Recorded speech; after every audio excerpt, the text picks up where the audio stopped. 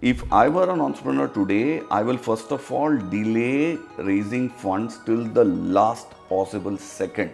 If you have X saved away, putting a large percentage of that X is the biggest statement you can make to any VC coming in also, even at a later stage. Because you have staked your life on it. And that's exactly what a VC is looking for. Srikanth Iyer built a 1,000 crore interiors brand in one of the most chaotic markets in India. Today, his company HomeLane delivers over 35 fully done, fully furnished homes to its customers every single day in over 30 Indian cities. But this episode isn't a flex on the might and numbers of HomeLane, but it's a masterclass in scaling businesses, surviving rejection, and building a business that actually makes money. Srikanth, how big is HomeLane? So HomeLane, we have totally about 3,000 people now, little short of 3,000. These are full-time employees. We are present in about 32 cities. We serve approximately 1,000 to 1,200 homes every month, as in we pretty much install anywhere between 35 and 40 homes a day and hand it over. 35 to 40 homes a day. every day, single day. And we have two main brands. We have HomeLane and we have Design Cafe in the whole system. Got it. And what would you sort of peg your revenue or valuation at? Valuation, I think I'll let it to the more intelligent people to figure, so I won't take a guess on that. Revenues, we are at a run rate of about 1,000 crores per year. You've built 1,000 crore business in how long? How long did it take you to get here? Just finished 10 years. So 10 years of it. So you built 1,000 crore business in 10 years. Yes. Got it. And you raised investment throughout. You raised funding throughout. Yes. But you know, when I did a little bit of research about you, you have very interesting thoughts on how should you approach funding. And there is also a story out in the public that people, at least early stage founders, you've been a serial entrepreneur, you've built 2 businesses before this. So, perhaps, at the cost of being wrong, I can say funding comes easy to you. But nobody says no to money when they're starting out a business because it gives them the runway, it gives them the comfort, it gives them the focus. Why did you say no to around about $5 million back in the day when you were building HomeLane? This is how it happened, right? So I was in EdTech for about 14 years and I had gotten a reasonably good exit from that EdTech. Right. I started a company called EduRite in like 2000 along with a couple of co-founders, ran it through 2 acquisitions and finally it got sold. At that point in time, obviously it was one of the largest deals in EdTech. We got bought for about $200 million by this company called Pearson, Wow. UK based. And so it was a good outcome for many people and it also got a lot of good press, etc., etc. So then I had this opportunity to work with a very large VC, without naming them, with a very large VC who was very keen that I do one more EdTech. Okay. So they said, hey, you know what? You want to do an EdTech broadly, why don't you become like an entrepreneur in residence? Think of the idea with us, develop the idea with us, build the business plan with us. And if you're willing to do that, we'll write you a $5 million check as whatever, Series A funding. And they were very keen on that. But as I kept thinking about it a little bit more, I guess I had EdTech fatigue, as I would call it. Said, 14 साल हो गया, अभी बहुत हो गया, अभी कुछ और करते हैं. Let's try and disrupt something else. अभी EdTech को तो कुछ कर ही दिया. And then the 5 million was very inviting, but not inviting enough for me to commit. See, you want to build any decent business brand, it takes you 10 years, in my opinion. Right. So the first advice I would give is, unless and until you're willing to dedicate the next 10 years of your life into building something large, don't do it. Don't do it. So a lot of entrepreneurs who are probably first time entrepreneurs or raising money for the first time, in these tides that we see, we've seen the crypto bubble or crypto wave. Now we're seeing the AI wave. I won't call it a bubble. And before that, we've seen the digital wave in COVID time. A lot of entrepreneurs, because we see money chases trends, a lot of entrepreneurs build for these trends. Yeah. What is wrong with this mentality? What do early stage founders get wrong about funding? So I'll tell you what, first of all, I have this whole theory and thing about love what you do and do what you love kind of a thing, right? There is always a comparison between the two. Let me just speak about that for a minute because Sure. I think it's an important differentiation. Okay. You know that very famously Steve Jobs said, if you love what you do, then you don't have to get up enthused every day. Automatically you will be obsessed with it. You will love it. You don't have to work hard because automatically you will work hard. Work is play. But I don't know if you know, but Jensen Huang, so he said something very, very profound.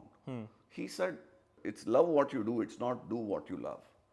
So he said, I have cleaned bathrooms for a living, I waited in restaurants for a living, I have cleaned tables for a living, I have done all kinds of jobs for a living. I used to love doing what I did at that point in time. Right. Actually, it's the same. I feel that I've kind of tried to follow that path. I did EdTech for a living. I was not an EdTech expert by any stretch of imagination. I run an interior design business today. I'm not an interior designer. Yeah. I cannot design my own house to save my life. Right. But I don't need to. But I love what I do, which is scale businesses, build business, and I'm willing to persevere for however long it takes to succeed. I think that is the differentiation. Okay. Now I'll talk only about funding and what people, I feel, get wrong. Right. Not all businesses require funding. So identify whether yours does or not. If you are going to build, I'm just saying, going to be a real estate broker in HSR layout, you don't need funding. And it's a very profitable business. You can make a lot of money being that. So you don't need to raise money. You can eat into other people's Correct. fundings.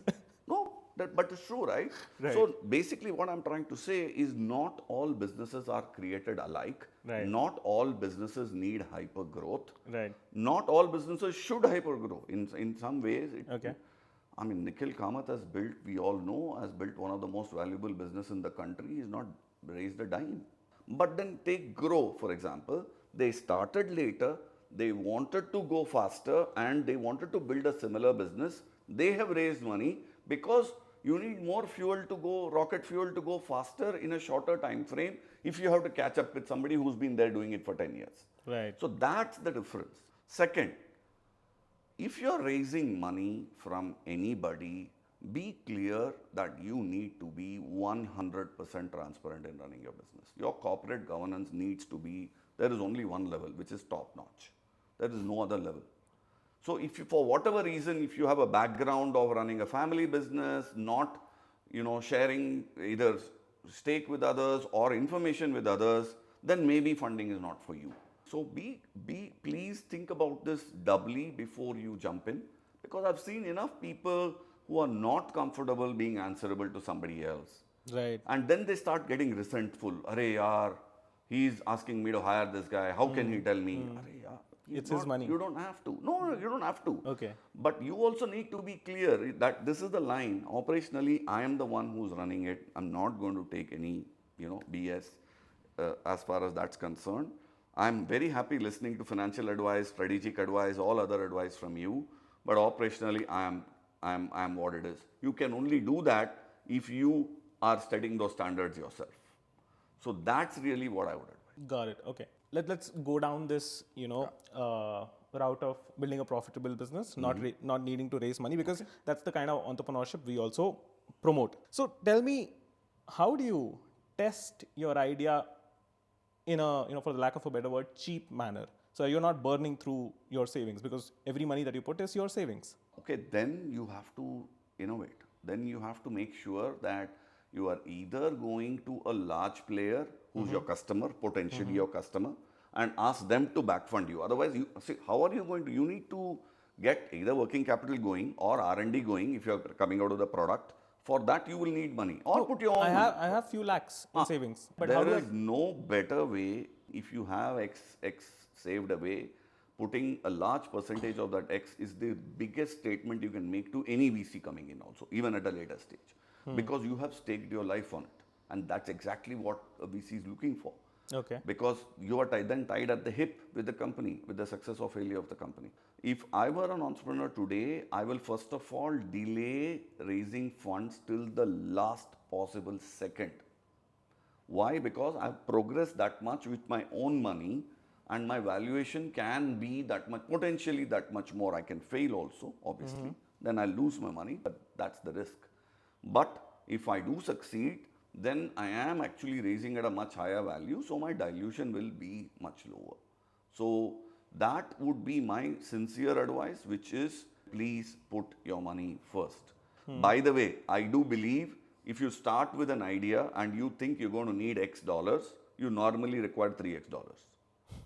That's the thumb rule I would go with. So A, don't plan for X, plan for 3X. You need 3X dollars, you need 3X time, and you need 3X resources. You will feel you need 10 employees, you will actually need 30 employees. So that's really what I've seen. So do that and make sure that your plan is conservative and you have some gas left in the tank if it doesn't go well. So you don't want to be in a situation where you are then desperate to raise and then you raise at whatever terms that come to you. That's the problem many times that happens. Tell me, was this the HomeLane story as well? Did you put your own money? You didn't accept the first check, we all know that. Did you put your own money? Did you do the first cycle by yourself? No. So I was lucky enough that for Series A, I raised Series A directly. And how did you test the idea or test the market? So there are two types of businesses you can build. Okay. One is a completely new. I want to launch a new rocket to the moon, which is literally a moonshot idea, right? And I want to launch an app which will give people to invest 100 rupees, like Jar, for example, as a business. Which is I'm creating a new market. I'm creating a new segment.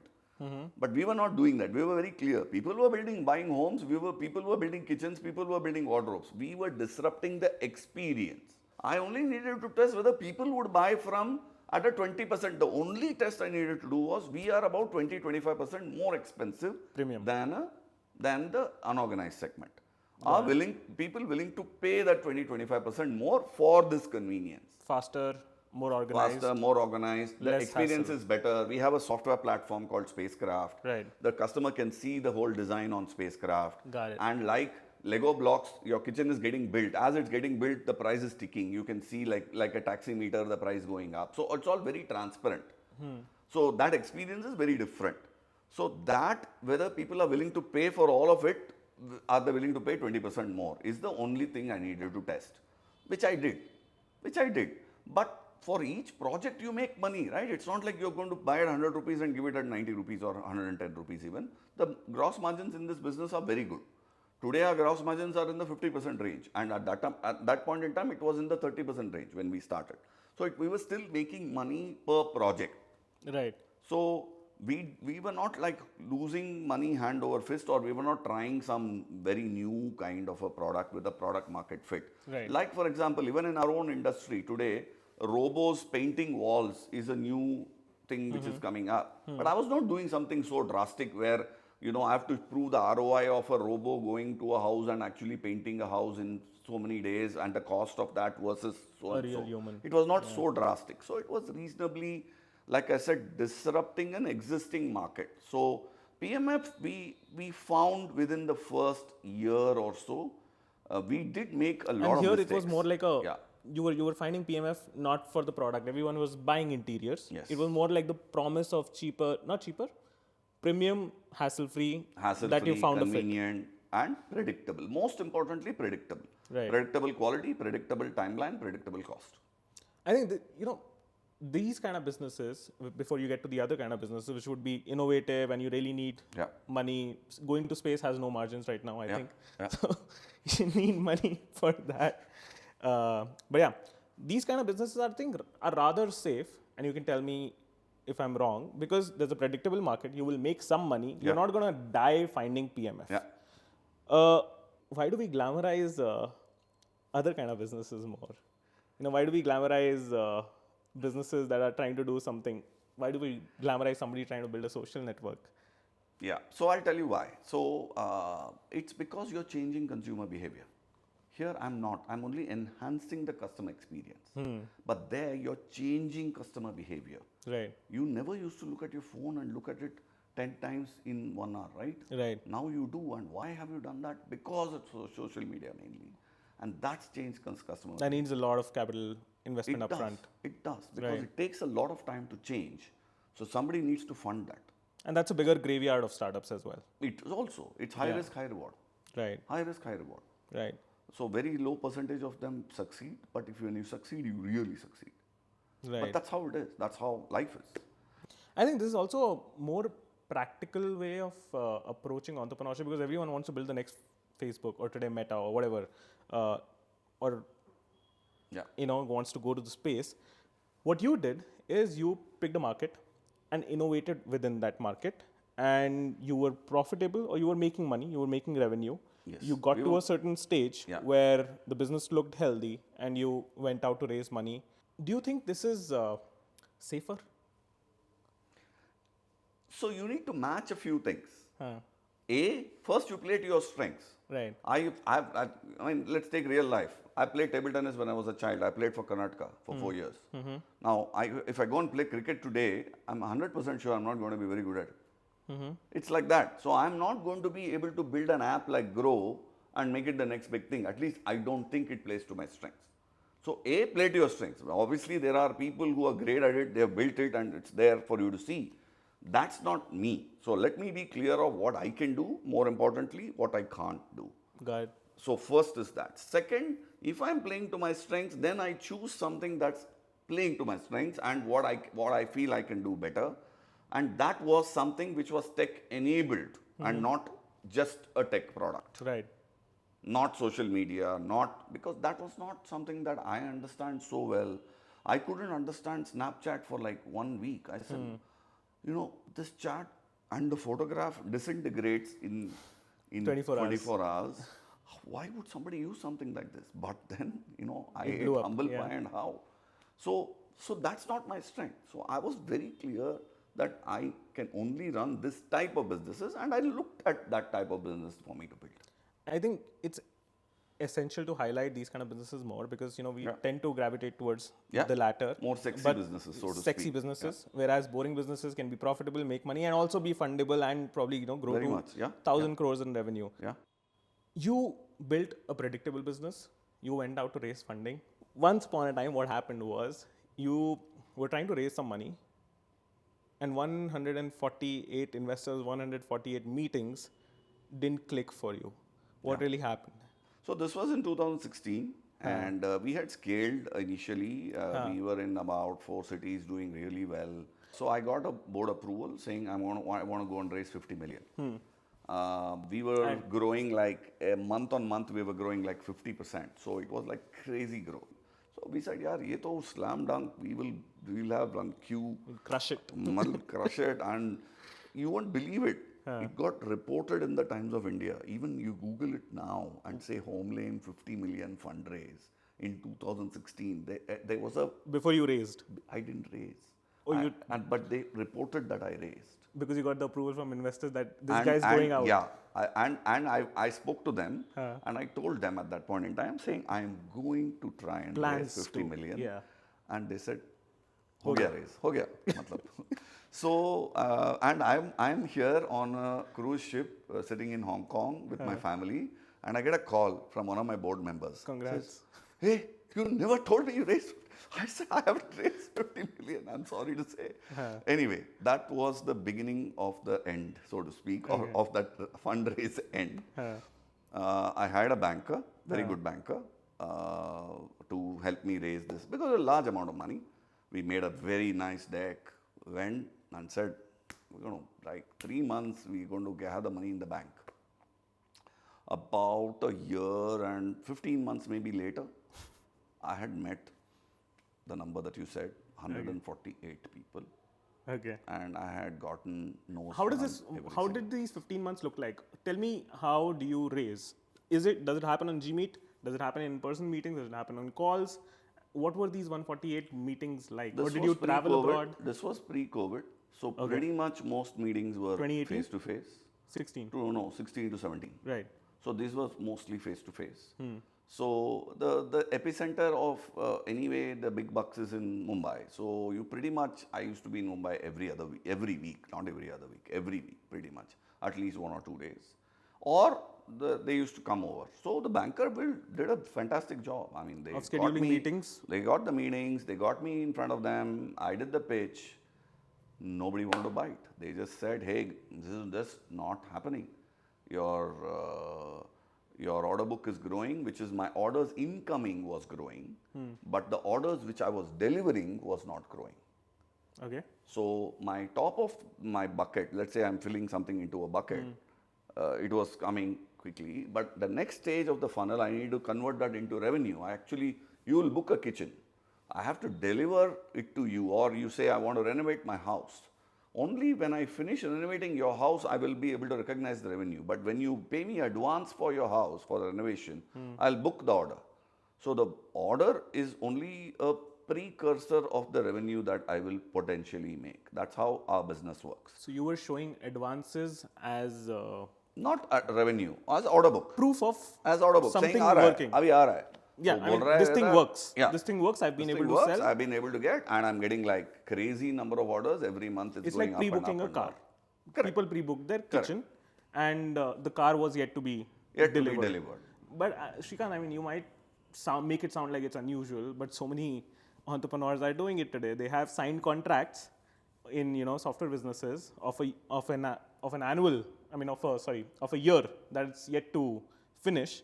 But they show this signed contracts. But they've already got the product or the platform today for which they're going to be getting paid 1 year later. But here it's different. You got an advance. You got a I part got an payment. advance. 1 minute. We're talking about the car example. It's a good example. Huh. You may be booking a car. Somebody was booking a spaceship. Somebody was booking a truck. Somebody was booking a bullock cart. And I was thinking that I would be able to deliver all of the above, Okay. which I could not. Okay. That was the root of the problem. And these guys saw through it. Obviously, Okay. I should have seen through it, but obviously we all Euphoria. make our mistakes. Yeah. So we basically used to accept orders, flooring, हाँ करेंगे, civil बिल्कुल करेंगे, सब कुछ kitchen करेंगे, अरे वो तो हमारा strength है, fall ceiling, of course करेंगे, painting, yes, but what, and customized. I've had customers, one customer come and say, my son loves music, आप cot बना रहे हो ना, piano के shape में बनाओ cot. We took that order also. Obviously, we didn't deliver. So, we were getting orders, but not able to deliver. So, I met 148 people, and I got as many no's. And what was the most humbling time of my life, I can tell you that much. By the time I raised external money, I did raise, by the way. You want to know how much I raised? That's not there in the info we gave you. Okay, cool. Breaking news. Okay, tell me. I raised a total of $2 million from external investors after going to raise 50 million. Are you serious? I'm not So that kidding. 149th I'm not investor kidding gave you $2 million. Yes. Oh. But by then I had already told my internal investors saying ये तो हो रहा है ना, हाँ. तो आप मुझे bridge round दे दो. So हाँ. bridge round was 6 million and the new round was 2 million. Oh. So the tail wagged the dog, so to speak. Right. So You want my to explain? total round- Let's explain the bridge round. So bridge round versus. Explain the bridge round and why this was a problem. So in the your bridge case. round is typically done by internal existing investors at certain terms. Normally, it's at a discount to the price that is being done by a new investor. You don't know that price because it's yet to be discovered. So let's assume that you're going to go and raise at 100 rupees of valuation. If you raise at 100 rupees of valuation, the investors who put in, let's say, 10 rupees, will get it at a price of 80 rupees rather than at 100 rupees, 20% discount, because they have given you the money today Got it. and before you have raised that round, basically. That's how bridge round works. So you'd gone to investors saying that 50 million is coming. तो मतलब हो गया अभी तो आ रहा You है want to be a मतलब. part? I am happy to give you a little bit of discount. Discount? 50 million is coming. Yeah. And they were like, okay, we want to be a part. Here you go, 6 million. But eventually what came was $2 million. Yeah. Wow. Okay. Yes, exactly. Wow is the right expression. So how you're explaining to me, standardization wasn't there. Too much of customization was there. So one thing that was the big thing that I realized at that point in time was in our business, variety is the enemy of scale. You have too much of variety, then you can scale much lesser. Right. If I'm comparing this with a food and beverage business, you either run a fine dining restaurant, like super, you are vegan, you want whatever, all the meat, seafood, whatever, you want less salt, more salt, I cater to you. Or you Or you mass run a produce. QSR. Yeah. Okay. where you have 10 items on your menu. McDonald's. You come and take the food. I will not come and serve you. You come and take the food. The 10th one, I can give you a little bit more peri-peri sauce maybe, but other than that, that's it. Right. Right? But I'm predictable. I'm value for money. And I'll give you a predictable experience every time you come. So you either be this or that. We were trying to be somewhere in between or the fine dining, but we wanted to actually scale like a QSR. So hoga nahi na. So then we realized that that's not what we should be doing. Tell me, did the investors tell you this upfront, or they said no? How did you see this, or how did you not see this before 148 meetings? Because this should have been I saw it, but it was, you are in a, imagine this, right? You are in a train which is going at 100 kilometers an hour. You don't want to stop. You are hiring and like your HR is on some steroids. And because of you, you told them to hire. And you're doing, and then you realize, oh my God, my fundamentals are wrong. It's not easy. You don't want to admit. Done. First of all, you yourself have a denial. Yeah. And then you have to say, okay, now I have to change it. How the hell do I do that? That takes time. And you are meeting 148. I mean, please think about it. 148 investors on an average, 2 meetings to karenge na? Right. So almost 300 meetings, yaar. There is 365 days in a year, including weekends. Imagine how many days I would have spent time, how much you have to prepare also, because each one is different, right? That one guy would have asked for this tweak, one guy would have asked saying that. So that's really the whole. But anyway, like they say, all is well that ends well. So we managed to completely change, pivot into the QSR, if I have to go back to the F&B example. And then we really scaled, and here we are. You cut down all the customization you were offering. Absolutely. Absolutely. We said, first of all, we will not do civil. We will not do flooring. We will not do so many other things that we were doing earlier. And we will only we started only with modular furniture. And slowly we've added now very few things, one by one by one. God. You sort of, don't mind me saying this, you lost sense of reality. What was really happening. And you also went into denial. You didn't want to admit the heavy burden that was coming your way. You were like, this can't be, this cannot be, you know. Tell me, how do you come back to reality? I'll tell you what happened to me. I got lucky. Okay. I got gifted this book called Uncommon Service. I highly recommend it. Uncommon? Service. Okay. It's a HBS authored book by this lady called Frances Frey, who used to teach marketing at Harvard. She says in that book, no business in service delivery can be great at everything. No business. No business in service delivery can be. If you're in a services business, we are in a service, it's product plus service, right? Right. You can't be great at everything, even if you want to be. Everything meaning price, variety, timeliness, choice, service, service quality, all of it, you cannot be the best. So pick your point. If you try to be the best at everything, at best you will be mediocre at everything. That's her theory. So she says, choose what you want to be bad at. Okay. So it's counterintuitive. Right. Saying, so her thing is, unless you're bad at something, you can't be great at something. Right. So for me, what we wanted to be great at was predictability. We wanted to give predictable quality, predictable timeline. For that, we necessarily needed to be bad at variety. So first of all, do fewer things. And even in that, so for example, take this. This is a laminate, right? This is a typical laminate. If you go to a competitor, you will get 2000 laminate colors. With HomeLane, you will get today 108 laminate colors. But what does that happen? What has that done to my business? A, I deliver the fastest. B, my costs are the cheapest because per SKU, I buy the most volume. So I can command a 15, 20, 30% cheaper price than anybody else because I'm buying more volume. Right. So that really is the difference between, that's what's really the, if I may say so, I can't say light bulb moment. It was not a moment. It was more like a light bulb quarter. But I kind of mulled through that and said, hey, how am I even going to solve this? What am I landed myself into? अच्छा खासा 5 million मिल रहा था take के लिए वो नहीं किया इधर आगे 2 million के लिए तड़प रहा हूँ. Probably shutting my business. Yeah. But then thankfully we found a way. What appealed to you about interior design? I should have asked you much earlier, but why interior design? Oh, Good margins? simple. Simple. No, no. You go to 100 people on the road today who have done their house and you ask them, अच्छा कैसा था आपका interior design का journey? They will cry on your shoulder. Even today, 99 out of 100 will cry on your shoulder for 10 minutes and only then send you. Hopefully, none of them are bought from HomeLane, but I'm saying that is really that was the industry. Right. So I said, this is a complicated problem to solve, but it's a real problem. Right. And I want to solve a real problem. Got it. One is to say marketplace करो, इसको connect करो, customer को लो, इसको factory को लो, दोनों को मिलाओ, 10% commission दो, निकल जाओ. But I didn't want to do that. I thought that will not solve the problem. That guy is still going to give bad service and that guy is still going to be unhappy, right? So I said no. Then let me only try and solve it.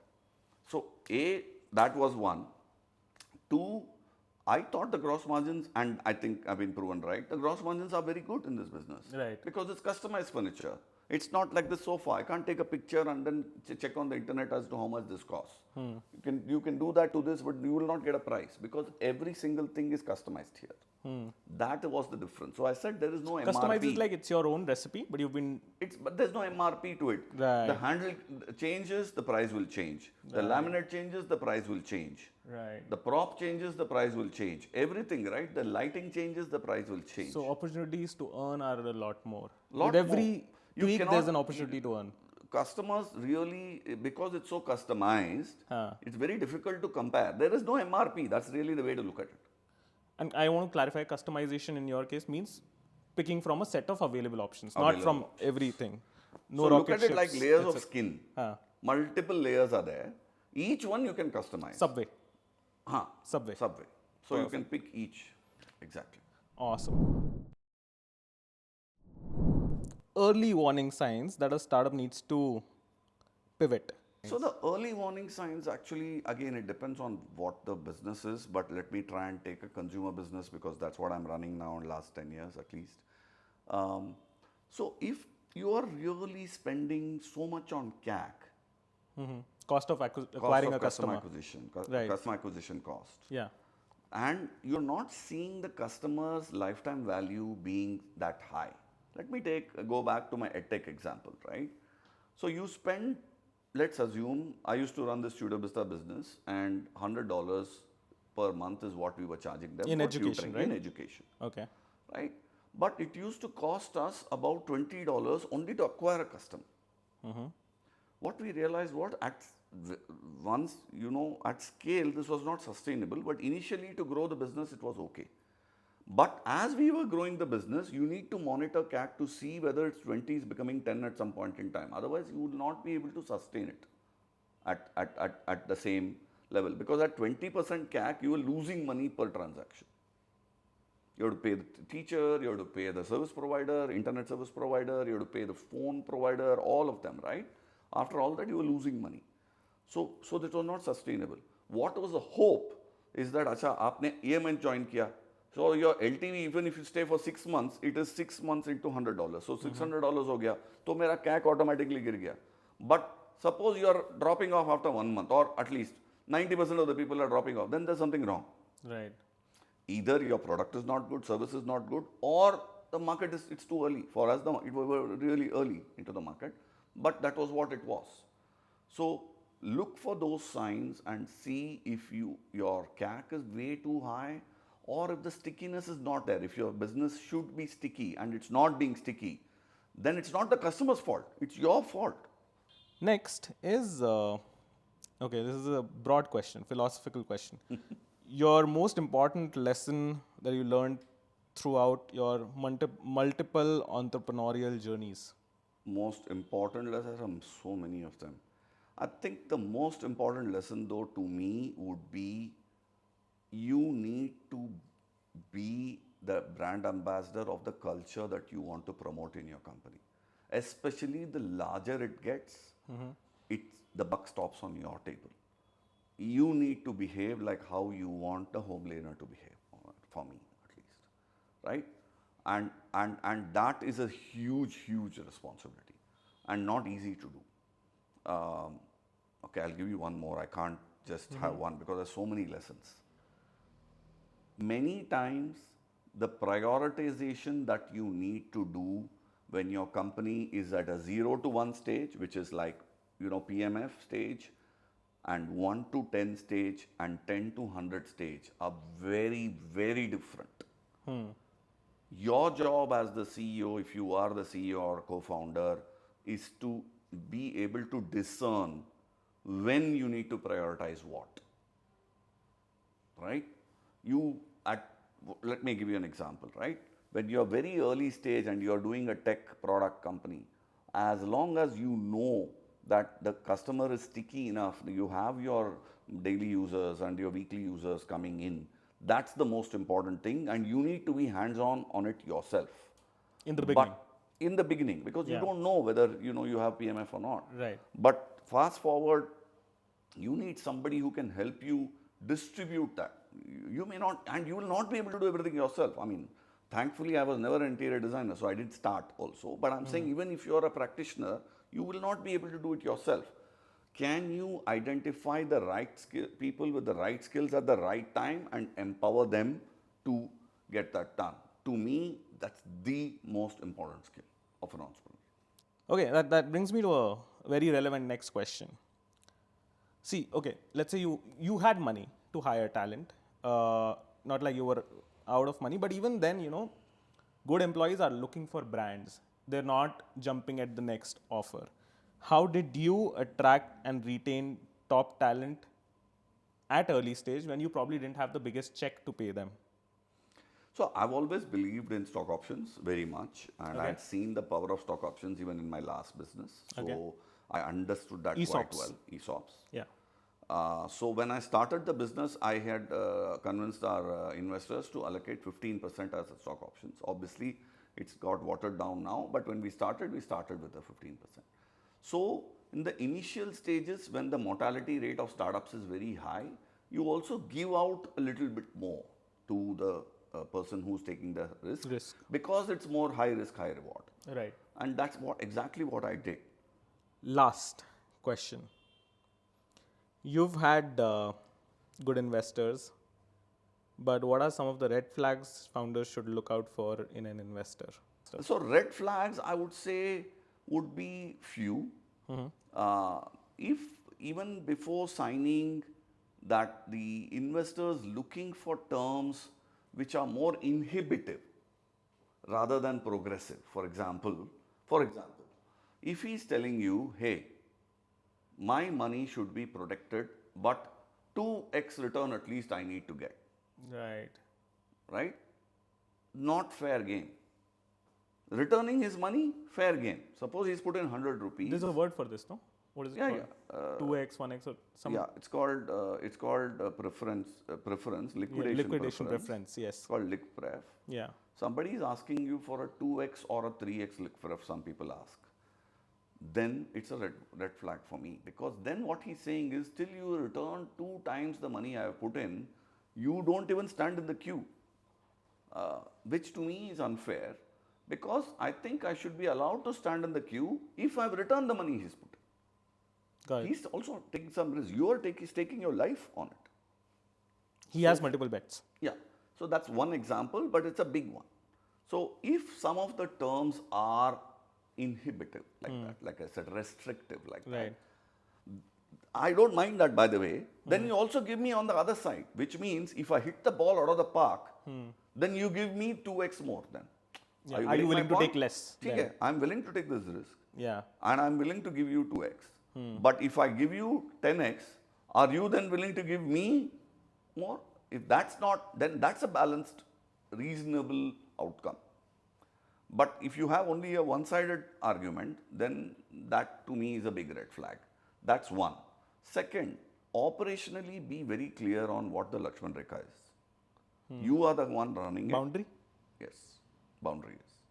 You are the one running the business. You should be the one taking day-to-day decisions, nobody else. Definitely not an investor who's meeting you once in 3 months or even once a month. Right? Because nobody should know the business as well as you do. So, to me, if somebody is coming to step on your toes too much, Friendly advice, always welcome. Intros for good resources, always welcome. Most of my best hires have been intros from my VCs. Most of them. My co-founder was introduced by Peak 15. Nice. So, Tanuj. Yeah, Tanuj. So, fantastic, right? Why would you? You also need to be open. You can't say, "Acha yaar, tu bol raha hai to 100% main nahi, I will not hire that person." That also can't be. But be clear on, that's what I said, who will run operationally. So, those would be my top 2 red flags. Awesome. This was great. Thank you so much.